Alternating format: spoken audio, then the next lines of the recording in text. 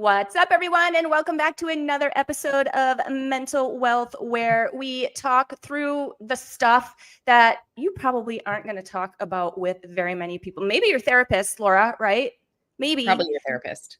But you probably should.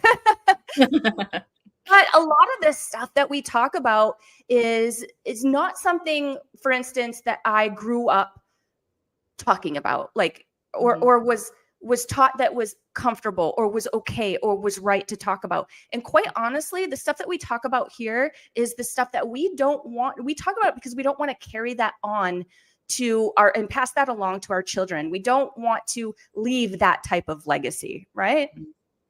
That's exactly right. If we don't address it, it's like, then it's never going to change. Everything's just going to stay the same. And we're going to pass on all these things that are totally unhelpful and unnecessary and that make life just less fun for everyone.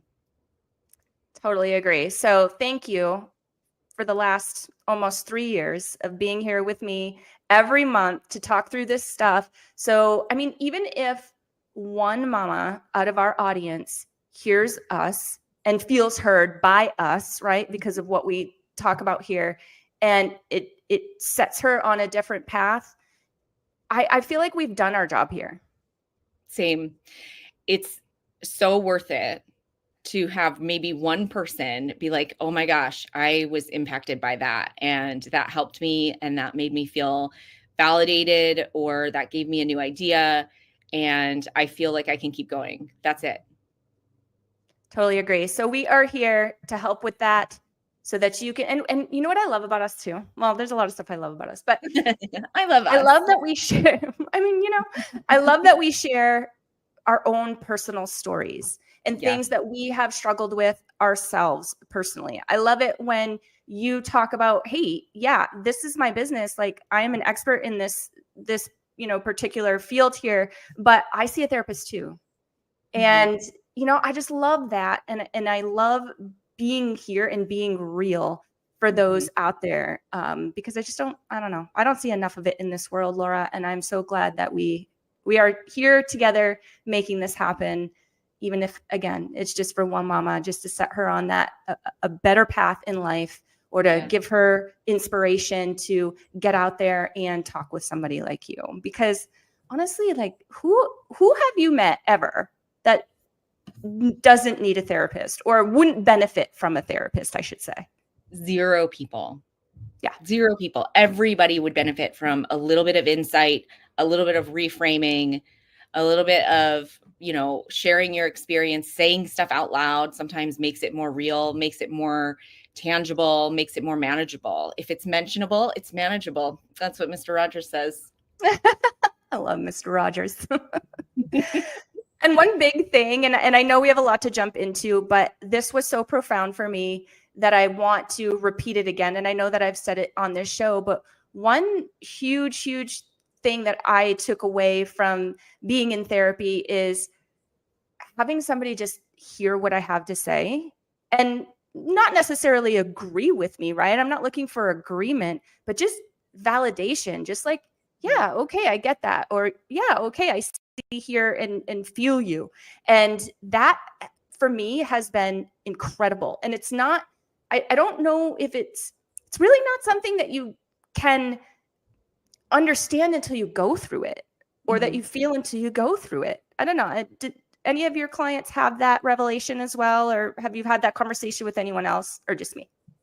No, I think that's a big thing, is being heard, being known, being understood, being made to know that, like, what you're feeling makes sense. Like, what you're thinking makes sense. What you're feeling makes sense. It's real, and you're not crazy, and like, you're not making it up, or, it is a big deal. Like, I remember feeling that way too. One of the biggest things for me was like thinking I must have made this up. Like, that can't have happened, and then to hear like, no, you're not making this up. Like, this stuff does happen, and like, it's okay. And like, the way you're responding to it, like, makes sense that this did happen.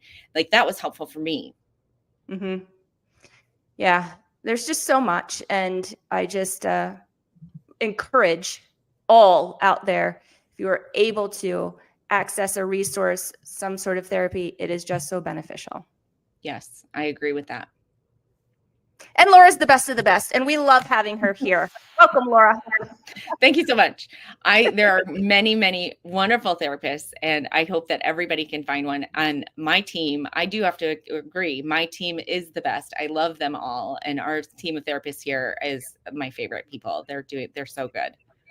They are wonderful. And as you know, I can sit here and say that with authority because I know. And also, I just had a conversation with another mama that shared with me that she has started going to your office and she's seeing one of your therapists that I don't know. And I didn't know. But yeah, I heard some really, really great things about him. So good stuff. Oh, that's great. That's awesome. Yeah. I love to hear that. So topic of the show today is we're getting into the holiday season, guys. And I know that it is such a stressful time for many and for many different reasons. And one of those reasons can be, and I know is for a lot of people, that I know, is getting together with family for the obligatory dinner and the things that may crop up from that and from that experience. There's a lot of things that we could talk about here, but I do have a few things that when I was thinking about the show that popped up for me because they are important for me. It's something that I'm dealing with personally, or I know that a lot of people in our audience, our followers are dealing with this type of thing. And the first thing that kind of makes my belly a little tight is my kiddo's 10 and I parent a certain way and it works for us. It works for my husband and I. However, I know that there are some family members that I have that disagree with how we parent. For example, and I hope I don't get any hate for this one, but I'm going to give you a real life example. So we decided early on that, let me just be real. My husband and I we swear, okay? Like we kind of have a little bit of a potty mouth. It happens on the show. Like it does. Yeah, it is what it is. And back when we had our son, we decided we were just going to be lax about him. If he wanted to say, shit, okay, whatever. Just use it in the right context right now.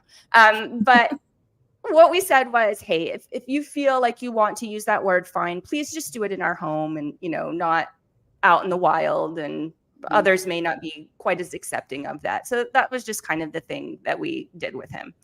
Well, lo and behold, I didn't really think that one through too far because I slip and so does he. Yeah. And it happens in front of grandparents sometime. Oh, no. Yeah, like as in my parents. And they look at me like I've got 15 heads and like, what the hell am I doing with my kid? He's ruined. And my mom will laugh because she doesn't really ever say that. But I know how she feels inside when she smirks when that happens, So that's just one of the many examples. And it's not like a huge big deal. But when we get together with family, it can be, right? Yeah, I received some criticism for that. And I'm not here to justify my position. Like, I'm not here to say, all the reasons why I do it and why it's right. But it's just a difference. And so I have a little bit of anxiety because kids are kids and who knows what they're going to do. Right. So I have a little bit of anxiety coming into the holiday season, wondering, is my 10-year-old going to slip? And am I going to get the side eye from mom and dad? Yeah. I think that's a really good example because it could be anything. It could be, whether or not they keep their shoes on in the house. It could be whether or not they, say hello and give you a hug, or it could be whether or not, like, some kids are just not huggy. Some kids are really huggy. Like, and when people get upset, it could be anything. Like, this is a perfect example because it's just like one of those random things that we have house rules, right? And my biggest thing is like, it's house rules at everybody's house. So it's not right or wrong. It just is. And when we're here, if there's no swearing, there's no swearing. When we're somewhere else, if there is swearing, then there is swearing. And if we make a mistake, like, whoops, I let that slip, my bad, and kind of keep it moving, right? What I don't love is when we get like the judgment, and that like doesn't feel good. I just think about the way that it feels when we get judged and we think, oh, this is like the biggest deal, or this is totally like, I don't know, what does it evoke in us when we're being judged? Is it guilt? Is it shame? Is it, yeah, I think shame, like, but when I feel shame, that doesn't mean I'm doing something wrong. Like, I think it's important to remember, like, even though I'm feeling uncomfortable and I'm feeling bad, that's not a problem that I have to solve. I don't have to take any action to change this. It's just a feeling that I'm having because of this interaction that I'm having. So if we can kind of like label it, like, no, oh, like that made me feel yucky inside. That doesn't mean anything. That doesn't mean that what this other person did was true and what I'm doing is not right. Right? Like, we don't have to make meaning out of the feeling. Gotcha. So, and we can use me as an example. So I'm getting ready for my, Thanksgiving dinner, and I'm going to be heading over to the parents, and there's going to be a handful of other family members there that may or may not disagree with the swearing thing. So what I'm hearing from you is know the house rules. Mm-hmm. Yeah. Just know the house rules. And that's a, for me, just saying that, now I'm kind of like, okay, I can do that. I can, if I don't know what the house rules are, I can ask what the house rules are. Hey, my 10-year-old's coming over. What are the house rules? Mm-hmm. And then I can go over that with my 10-year-old. Mm-hmm. And that's helpful. Mm-hmm. What about when it's something, and now my parents have never, like yelled at my son or done anything like that, or disciplined him when I'm there. They let me handle it, and when he has slipped, they haven't, made him feel ashamed or done anything negative. But I know that happens in other scenarios, in other families, in other situations.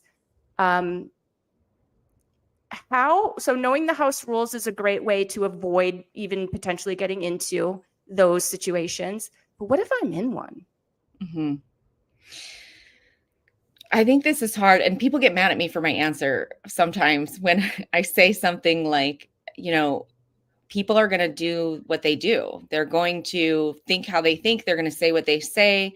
And sometimes we have to just be like, okay, I appreciate that, but that's not how I feel. And I'm not like, thank you for the advice. Like, I'm okay. Got it. Thank you. Like, just saying nothing, like just saying, okay, I say, okay, all the time. Like, okay, cool. Like, thanks. Whatever. I don't need to take that in. Now, if it's somebody talking to my children in a certain way, like that's harder, right? So that's like, oh, let me intervene. I'm going to go remove my children from this situation. I'm going to say, hey, go take a break, walk away. So I'm going to go get my kid, and I'm going to say like, hey, go play with somebody else or go do something else. And then I'm going to address that person and say like, hey, what's going on? And then I'll get from them, well, he did this or he said this or whatever. Like, okay, thanks. I'll take it from here.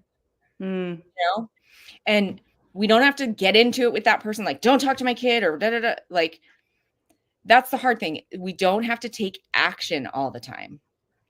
I love that. And it honestly makes me feel more powerful in that situation to, like you said, just be like, okay, thanks. Got it. Yeah. And then rather than say something back or act in a certain way back that might be negative, that might cause repercussions, right? Your example is just kind of stopping it. Like, what are they going to say after that? They're just going to keep letting into you? Yeah. It's a boundary that you're setting. Like, you're saying, okay, thanks for letting me know. Like, oh, I've said this 1,000 times. Like, oh, thank you for letting me know. Like, I'll address that. I've got, I'm going to go talk to them. Matter of fact, I'm going to go talk to them right now. Right. And so I'm going to go over to my kids, and then I'm going to say, hey, what happened? And then they're going to say, well, she said this to me and it hurt my feelings or whatever. And then I'm going to say to the kid, like, you know what? Sometimes when people get overwhelmed, they say things that aren't very kind. But I think what the point was that, let's think about what's the lesson, right? Like, is it that we were hitting and hitting's not okay? Right? Like, let's just focus on that. Or we were running around the table and it made them feel scared. Sometimes when people feel scared, they don't necessarily use their kindest words. Right? So we're kind of like normalizing, like, hey, sometimes people overreact. And that doesn't say anything about you. That's about them. And we want to teach our kids that in that moment so that they don't have that shame and internalization of it. Like, but still, hitting's not okay. Running in the kitchen when grandma's like at the oven, that's a no-go for me, right? Like, you can't do that stuff anyway. So again, we're addressing the problem. We're saying like, hey, not okay. Let's go ahead and do something else, play in a different room, whatever. Play with different kids if you're roughhousing and that's not working out, or, address the problem with the kid, but then allow the kid to say like, well, she said this and she really hurt my feelings, or, she was being really mean. I don't think she likes me. Like, I don't like her, or whatever. And then we say like, you know what? Sometimes when we feel stressed, and grownups can feel stressed around the holidays, we don't always use our kindest words. And so I'm sorry that it felt that way, And so let's go ahead and keep moving forward. I love that. I love the explaining to kids, because and maybe this is just from me from when I was younger, where it was the whole kids should be seen and not heard thing. And you don't tell kids anything. And it's just, It is what I said, and that's it. But I love the explanation of, you know what, sometimes grownups get a little stressed around this time of year. And it's true, right? Like, there's financial difficulty, there's being overwhelmed because you're in, there could be lots of things happening in the mix of the family gathering or the friends gathering, that's going on. Like, there's just so many things. And I feel like it empowers kids when you sit down with them and like give them that information and share with them, hey, this is why that happened, or this could be a reason why that happened. Tell me a little bit about your perspective about sharing information like that with kids and why it's important, because I think it is, but I don't say it as eloquently as you do. No, I think it is important because it helps them recognize like that people are just people. They're going to do people-y things. They're going to lose their temper. They're going to overreact. They're going to yell. They're going to, say things that are hurtful. And what happens when those things happen is that kids make it about them. And it feels like their fault. And so we want our kids to learn that other people's behaviors are not our fault. So huge. So I don't know about you, but when I'm stressed and overwhelmed and feeling a lot of pressure to like make everything right and do everything right because I'm hosting an event, I'm like not my best. Right? Like, I can be snappy, I can be irritable, I can be, short with my family and expect them to like pick up the slack and just like take that on because I'm like going through so much and I'm like putting a lot on them because I'm saying like, yeah, I can talk to you like this because this is how I feel right now and I can't show anybody else that I feel like this.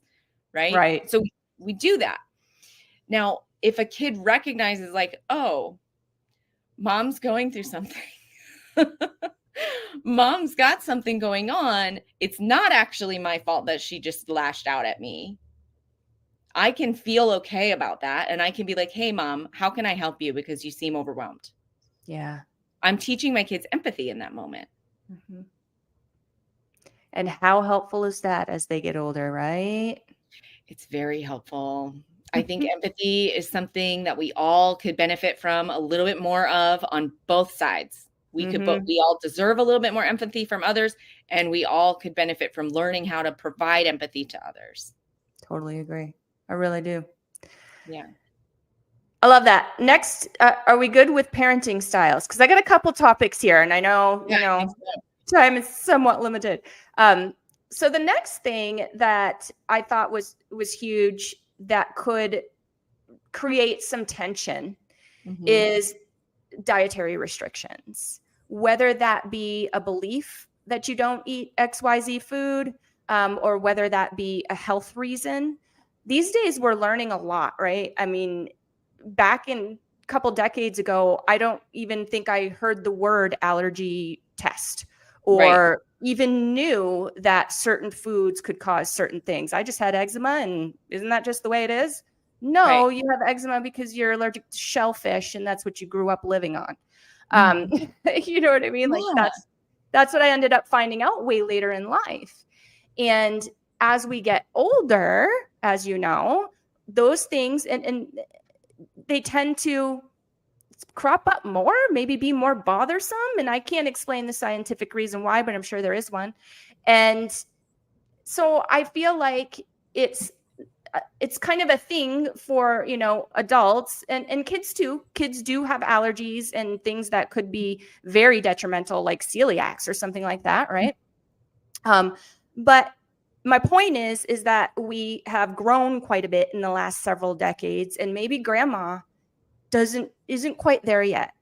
For example, I can remember my grandma, may she rest in peace, I miss her very much, would host Thanksgiving every year. And my uncle, I remember this one holiday where my uncle brought a new girlfriend, which is a little bit down the list here. We'll get to that. So my uncle brought a new girlfriend, and she happened to be vegetarian. And this is back in the late 80s. And my grandmother just couldn't even comprehend that, like did not compute. She didn't. And she kept trying to put meat on this poor girl's dish. When finally my uncle was like, she doesn't eat meat. And I remember it causing tension, and it caused a fight between my uncle and my grandmother. Yeah. And so those of us that, and I'm, you know, my boys are gluten-free, dairy-free, like, you know, the whole thing, right? Because they have, and it's not going to put them in the hospital by any means, but they certainly feel a heck of a lot better when they avoid those things. So it's important to us. So how first could we prepare for that type of situation, that type of scenario where, hey, I've shared my dietary restrictions. I'm not sure that it's going to be taken seriously, could be overlooked. Like, where do I go from here? I think there's a couple of angles here. One is the way that it makes us feel. And then it's what do we actually do? So the way that it makes us feel is not respected, not important, maybe minimized or gaslit. Yeah. Like, you know, I think when people have, like, I don't know if there's not a right way to say this, but like, okay, let's say the person who is hosting is like really hurt and offended that this person won't eat meat. It's like, we can let them know, like, it's not personal. Right.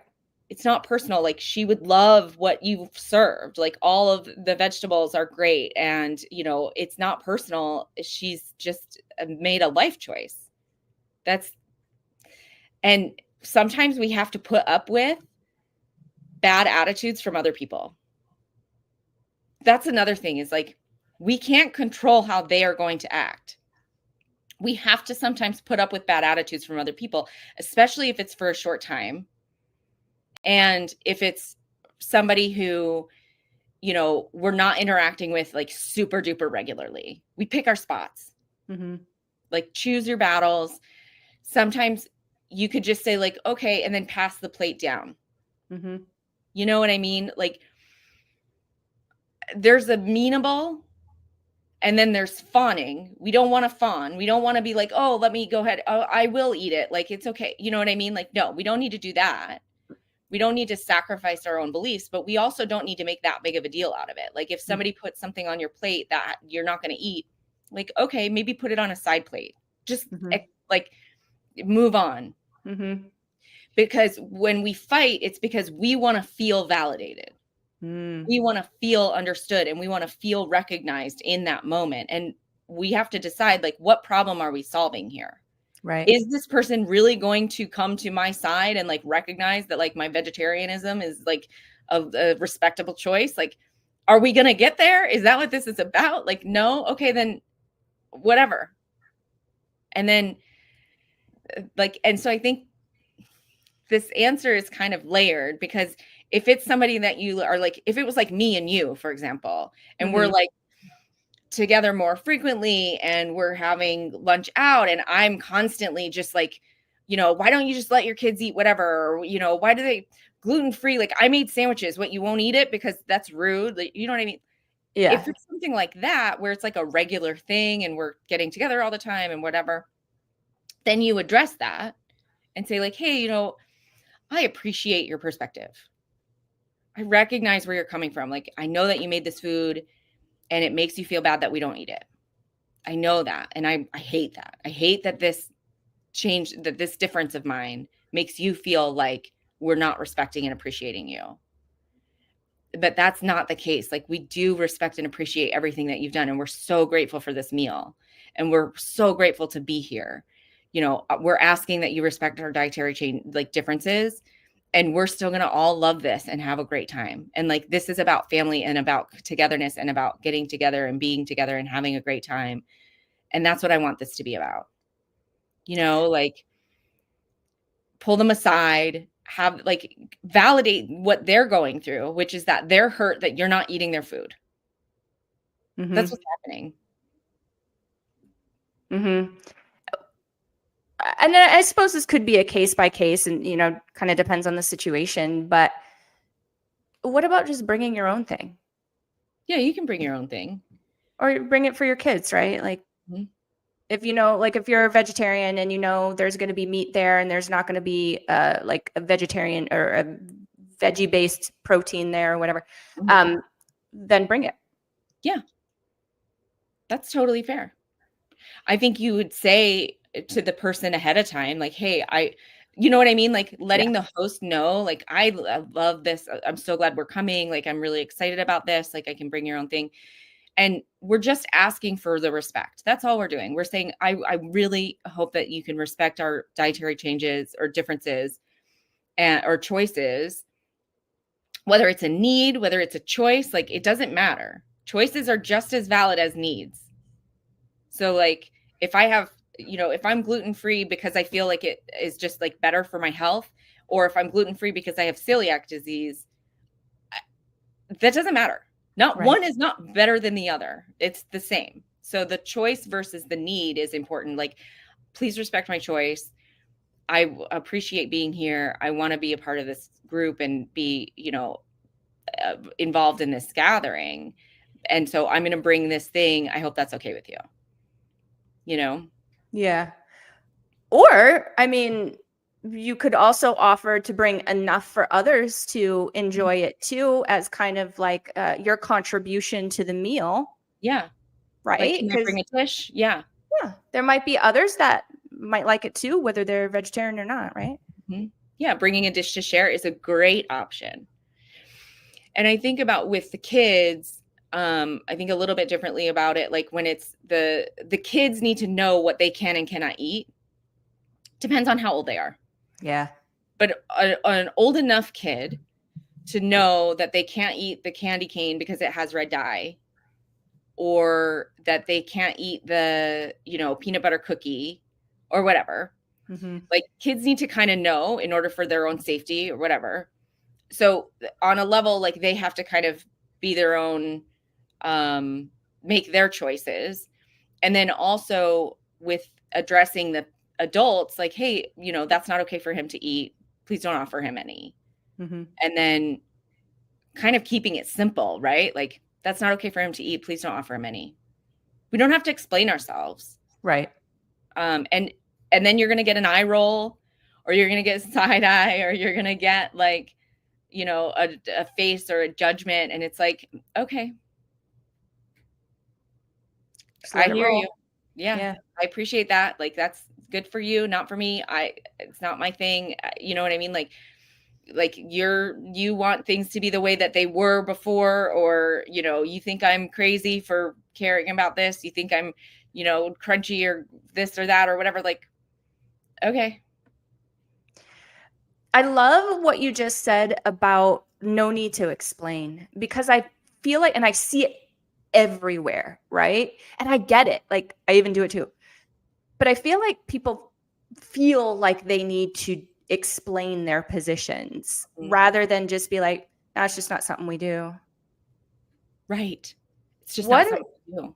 and that feels a little bit icky to have to explain yourself, right? Especially as an adult that makes your own decisions and that kind of thing. What is that from? Why do we feel that way?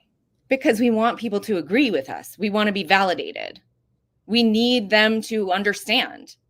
We need them to like come to our side and like respect us. We need to be respected. But we need to be connected. We want that person to say, oh, I get it. And what you're doing makes sense. And I can approve of that. And I can like accept that. Like we want acceptance. That's the best way to say it. We want acceptance. But the bottom line is like, you don't need acceptance because you're accepted enough. You're here. You're like, people are going to disapprove of some of your choices. And that doesn't mean you're not an acceptable person. And that doesn't mean you're not a good family member. And that doesn't mean that you're not loved. And so when you're explaining yourself and over explaining yourself, it's that need for acceptance. Like, I need you to agree with this. I need you to be okay with this. I need you to be on board with this so that I feel like I'm okay. And so we have to make sure we're okay on the inside. And then we can stop explaining ourselves on the outside. And we don't have to be rude. Right. We just say like, that's just not a thing we do. I love that. That's just not a thing we do. Mm-hmm. Yeah. And that's such a neutral statement, right? Because it doesn't say to the other person that it's a negative thing, or it doesn't put shame on the other person if that's what they eat. Right. Because there's no rights and wrongs. These are neutral topics. This is for me. Like even the swearing, like the example from before, that's okay for me. That's good enough. Mm-hmm. That's good enough. I like that. It feels so much better, right? And that's the purpose of having the talk, is things that you can do to help feel better going to these holiday gatherings, because I mean, they can be stressful even before you get there. So go ahead. I was just going to say, like, and I'm not suggesting that these things don't hurt our feelings, because they do.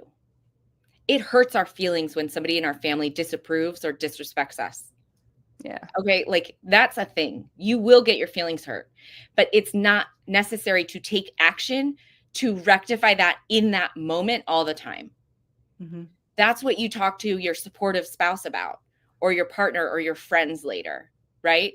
So you deal with what's happening in the moment by regulating yourself and saying like, okay, this is not going well for me. Like, this is not like, I'm not going to get this person to agree with me. And that's okay. But I do know that there are people who do support me, and I can talk to them about this later and get the support that I need. But if I'm not going to get that support from that person and my feelings are hurt, I need to sort through that in that moment and like, regulate my nervous system and say like, I can be okay, even though this person is not approving of what I'm doing and that they're having a bad attitude and maybe they're making a big deal out of it. And that's upsetting to me. But I can be okay. And I'm going to focus on my kids, or I'm going to focus on, having a nice time. I'm going to focus on making the best of this evening instead. Mm-hmm. I love that, because it can be tough, especially if it's, one of your parents or an aunt or an uncle that you've, really well, that's around a lot, or, is really impactful to your life, or somebody you really look up to. Yeah. It is. It's hard and it hurts our feelings. So like, I want to make that clear. Like, we're getting our feelings hurt here, but we're handling it in a certain way. Mm-hmm. Yeah, no, that's a good point. So something that is such a good transition to the next one. So back to the new girlfriend that came to Thanksgiving, right? Like, what about when you have a new partner or a guest, a plus one that comes with, and they don't necessarily fit in, or your family doesn't know them, or possibly acts in a way that, I mean, obviously if you expected that, you might have some conversations before it happens, right? But what if it's unexpected and your new partner or your plus one, your guest, your friend is kind of given the cold shoulder, isn't really accepted in the whole family dynamic? I think it depends on the situation, whether you just allow that other adult to handle it themselves or you jump in to protect them. So one thing is we don't always need to save the other person. Sometimes the other person is used to dealing with situations where they're new and they're okay. Like if I go somewhere and I'm new, I might expect that, you know, people are a little shy or I don't feel super like welcomed. Now, if someone's being directly like offensive, that's a different story. Like then, you know, I might stand up for myself or I might say like, hey, you know, I don't want to say anything, but maybe you could address this. Like having a conversation and being open with the new person, like your partner or your friend or whoever you're bringing, like, hey, let me know if you need me because my family can be a lot. Yeah. And then letting them decide if it's offensive or if it's not offensive, or if they want to handle it themselves or if they want you to step in, because we don't need to rescue everybody all the time. Right. And we could also feel a little more sensitive maybe because it's our family and we brought this person into it than they actually feel. That's right. Like I know that like when I introduce people to my family, if my family has never been like mean to anybody or whatever, you know, like they're always really nice. But if my family said something that was like hurtful to somebody, I would be like, oh, I would be mortified. Right. Right. And so I would want to jump in and be like, hey, that's not okay. You know what I mean? But it's like, okay, this other person is an adult. Are they okay? I might say like, hey, that wasn't really like, are you okay? Like, I'm really sorry that person said that. You know, do you want me to say something? You know what I mean? Like acknowledge to that other person, like, hey, do you want me to say something here? Because I'm like feeling, ugh. And let them say like, this really doesn't matter. It's not that serious. Or like, yes, please, because I feel really isolated or I feel really ostracized or hurt. But communicate with that partner.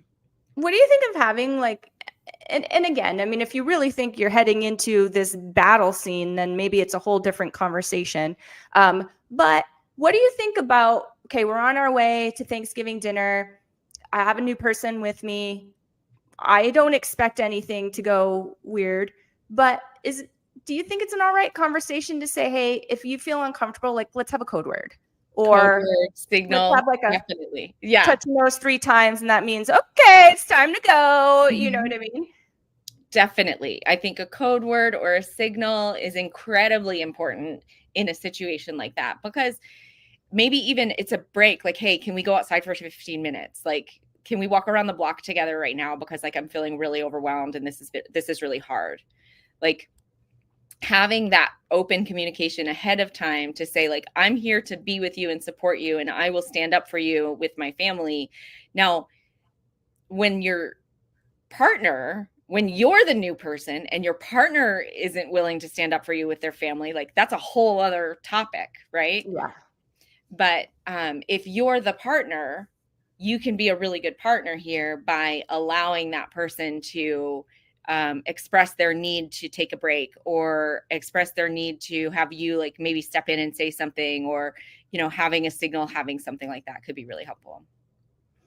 Yeah, I like that idea. So the boys and I have that where we'll have that conversation where we'll be like, okay, if we need to go, like there's a thing we all know. So that works well for us. Yeah. Anything else about the partner situation or bringing somebody new into a holiday setting, and anything else about that kind of sticks out to you? I think being willing to say like, hey, that's not very nice is important. Like if somebody's a vegetarian and going in and saying like, oh yeah, I'm a vegetarian. And then the person reacts in a weird way or like says something offensive, like to say the words like, hey, that wasn't very nice. Like calling people out, I think is helpful. Like, and then you're not really doing anything. You're not really like, but you're just saying like, oof, that wasn't okay to say. Like, hey, take it easy, being willing to sort of step in and say something that sort of that just kind of gets that person's attention. I think that's important too, being willing to stand up and say something. Yeah, I agree with that a bunch. What about when alcohol's involved? Oof, what about you have that uncle that just has no filter when he's a couple deep, and it's every single time, and he, there's a variety of things he could potentially do, but what if he is offensive? And what if that uncle's going to be there? And like, how do you deal with that? I prepare the partner I prepare the new person for the uncle. Like, hey, this person has views that I don't agree with. Right? Like, hey, this person is somebody who says things that are really hurtful and offensive, and I don't want you to be exposed to that. So we're going to try to avoid this person, or we're going to try not to interact with this person as much as possible. But they have views that I really don't agree with and that you shouldn't be subjected to, but I know they're going to be there. It's up to you if you still want to come. Like, I'm, here to be a buffer, but I just want you to know, like, this guy is going to say some crazy stuff. What about if it's not to a partner, or it's not a new partner situation, and it's just you and your family that's been coming year after year after year, and maybe you've had a talk with the uncle, but he's just like doing it? I suppose there's a bunch of different scenarios here and a bunch of different things that you can do, but that can very much impact families. And I've seen families torn apart because of that, or families that don't communicate or don't get together on the holidays anymore because somebody has trouble controlling themselves. What can you do as the family member wanting to participate in these things, wanting to remain close to your family, but this happens? I think we have to accept people where they are and recognize that if that's this person's style, we can know that going in, and we can say, like, okay, am I going to come to this event? And I know that this is going to happen. I know that this person's going to be there. How important, I have to weigh the pros and cons of, like, going to the event. And then, can I avoid this person? Can I set boundaries with this person? Can I, leave when this person gets too rowdy? But I think we have to accept people for who and how they are, even if that's unacceptable. Like, we can't always change it.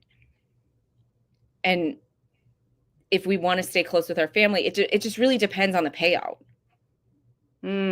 What's that self-talk look like when you are encouraging yourself to accept people how they are? I usually say they're a grown adult and it's not about me. Like, their choices are not about me. Their opinions are not my fault, or they don't say anything about me. Like, just because he says these things doesn't make him right. I don't have to appease him. I don't have to, like, fawn to this person and, go and be like, oh, hey, like, love you. I'm so excited to be here. Like, no, I don't have to do that. Right. So I don't have to compromise my integrity to make this person feel comfortable. I can just let this person say and do what they're going to say and do. And I can know that it doesn't have anything to do with me. And I can be okay, even if this person is really upsetting. And I can leave at any time. So Thanksgiving dinner is probably not the place to have the intervention. But any advice on, if you're just like at your wit's end and it's disruptive to the family to have, and we're just picking on this uncle, it's disruptive to the family gatherings to have this uncle around, like, does this become I suppose it depends on how severe it is, but does this become a discussion with the rest of the family at some point? Yeah. You know what I mean? Yeah, I do think so. Right. I think, hey, maybe we don't invite this person, or if you're hosting, you don't invite them. Yeah. You don't have to. But I think it is important to involve the rest of the family and say, I don't think that it's safe and healthy for this person to continue to be around us what are your thoughts, and how do we go forward? Have we tried to have an intervention with this person? Have we tried to get them to stop drinking? Have we tried to address them directly? And have we done that as a family? Maybe professional help needs to be involved. It sounds like in a situation where it's out of control like that. Is that, and this I truly don't know, but is that something that, for instance, if somebody like you would do, like if one of your patients called you up and said, hey, I need some help with an intervention with the drunk uncle, is that something that somebody like you would do, or is that a different? That's a specialty. So Okay. I'm not an interventionist. So it is a thing. Okay. I think my understanding is that that's a thing. Somebody knows how to do that. And so that's not my specialty. Like, I don't know that I would be like, yeah, that sounds like something I would do. But somebody who specifically works with substance use, with somebody who has a high level of specialization in working with families and substance use disorder, and has an experience with interventions, like, you can find that person. That person exists. That's interesting to me. Again, not something that I knew, and I would imagine one or two people out there don't either. So hopefully that helps them with some new information if they are in this situation, because I know that it can be tough. Definitely dealing with addiction is a tough thing, especially when it does tear apart families. It truly does. The last thing that I have on my list of things is unresolved past issues cropping up. So let's just say, family member and I have had some stuff in the past, kind of got swept under the rug, but maybe it leads them to be, or me to be, a little bit more argumentative or a little passive aggressive when, we're together. Any advice on that? Or obviously, like, I know you're going to say, get a therapist and get it taken care of. But if somebody is working on that. Yeah. Like, we're already doing our work. We're already in the middle of that. And then stuff comes up. I get that. We get triggered. If I'm being triggered by something, I need to use my coping skills. I need to use my grounding skills. If I have a calm place, like in my mind, a calm place is a coping skill that I use that helps me re-regulate my nervous system when I'm getting triggered. And it's just a visualization of, for me, it's a beach. For some people, it's like a forest or the mountains or whatever. But if you have a calm place, use your calm place. If you've done EMDR therapy, you probably have a calm place. If you have a favorite coping skill and time orientation skill to help yourself recognize, like, right this second, I'm okay. Use those skills when you're triggered by family, because it's important to know that this now isn't then. This isn't that. While it's familiar, it's not the same thing. And everybody listening, probably, besides the kids that are with their parents, are adults. So these are adult skills. Like, some of these are not. Some of these kids can use, but this one is particularly an adult skill. Like, I'm an adult now. I'm big now. I'm not little. I'm not little anymore. I don't have to feel little. If I feel little and I'm in a situation with that, like bringing up past stuff, I need to say, like, I need to, like, literally look at my hands and be like, okay, I'm a fully grown adult person. I need to look at my shoes and look at my feet, recognize, like, I bought this sweater when I was a fully grown adult. I didn't have this watch when I was a kid. I'm not little. I am a big adult person, and I can handle what's going on here. Because often when we're triggered by parent stuff or by sibling stuff or by family stuff, it sends us into a place where we feel little and out of control and helpless, and we're not. And sometimes in that place, I feel sometimes, even still to this day, when I'm there, it's a lot less often than it used to be, I feel like I lose access to tools sometimes. So go in pre-prepared. Go into your calm place and then walk through the door first. Like, calm place first, then go enter. Every time you go to the restroom, calm place. Every time you go to get a drink of water, calm place. Like, start with the space, like, start in the space that you want to stay in. So start with the time orientation before you actually enter the space. And then remind yourself, set a timer. Like my watch reminds me to stand once every hour. Right. Set something that goes off every like maybe 10, 15 minutes if you need to, depending on how, if it needs an hour, if it's 30 minutes, if it's 5 minutes, I don't know. Mm-hmm. Set something on your phone to remind yourself like, oh, I'm going to go use my calm place. Even if I don't feel like I need it. Mm-hmm. I'm just going to keep grounding myself over and over and over so that I can remember that I can use this skill even when I don't recognize that I have it. Mm-hmm. I love the watch idea because it will actually buzz, right? And so that's kind of like a tapping, like it kind of snap you out of it. Yeah. Yeah. Yeah. So remember to use that though. Don't ignore it. This is accountable adulting. Mm. Using coping skills when you're in distress is how you be an accountable adult. Mm-hmm. We are responsible to use our coping skills when we need them. And so when we forget, we're forgetting, that's genuine, but we want to do things intentionally to help us not forget. And starting with the coping skill is a way to try not to forget, and using a reminder when the reminder goes off. Do Mm-hmm. it. Do the thing. Don't skip the thing. We often skip the thing. Yeah. You can't skip the thing. Do the thing. Mm-hmm. Do the thing. Do the I love that. Anything else? And I know, like, okay, so I whittled the list down. I didn't tell you this in the beginning, but I had a list of like 20 things. And I whittled it down to 5 because I know how we are.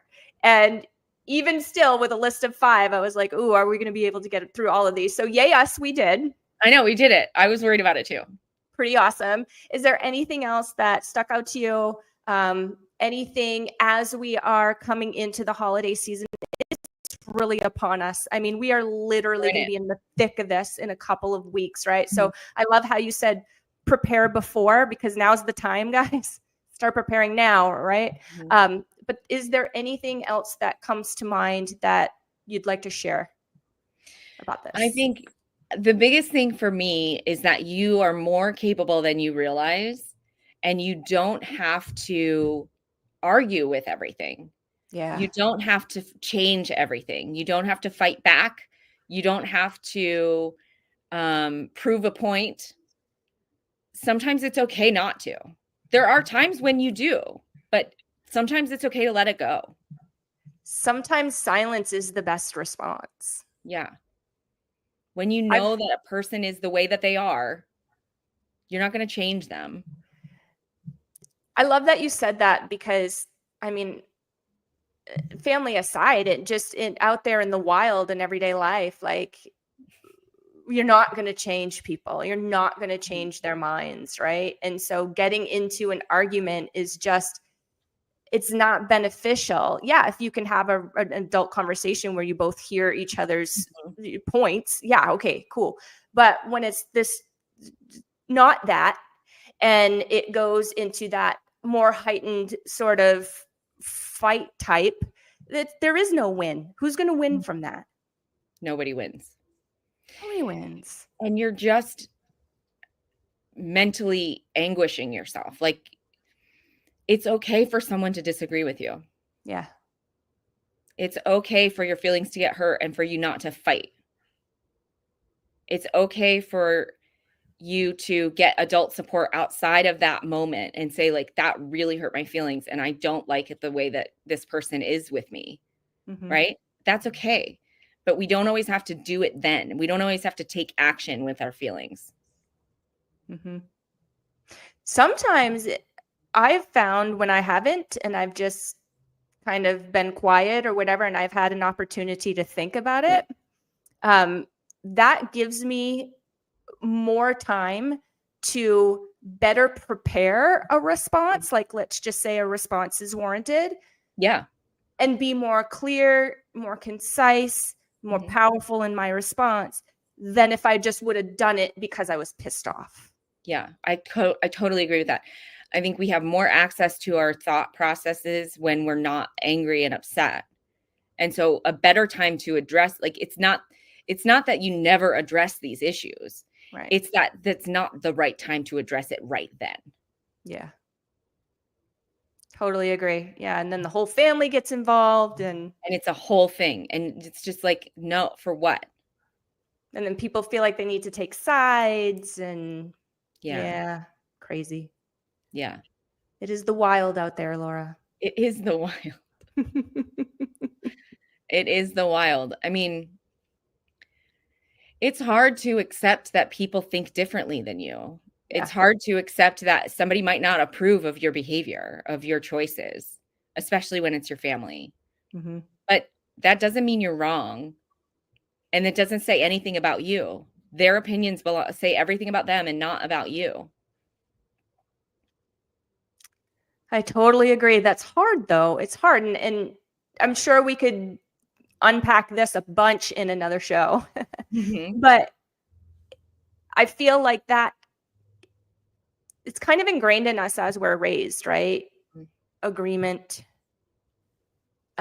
doing what you're told kind of thing, right? And then we transition into adulthood, and like that transition can be difficult, I feel like. Mm-hmm. I still struggle with that transition. I've been an adult for way longer than I was a kid. You know? Yeah, totally. I think we forget that we're an adult half the time when we're dealing with our families. Yeah. We get placed right back in those same roles, in those same dynamics. And we have to remember, like, wait, I don't have to do this. Like, it doesn't matter if you think this is okay. It totally doesn't matter. Mm-hmm.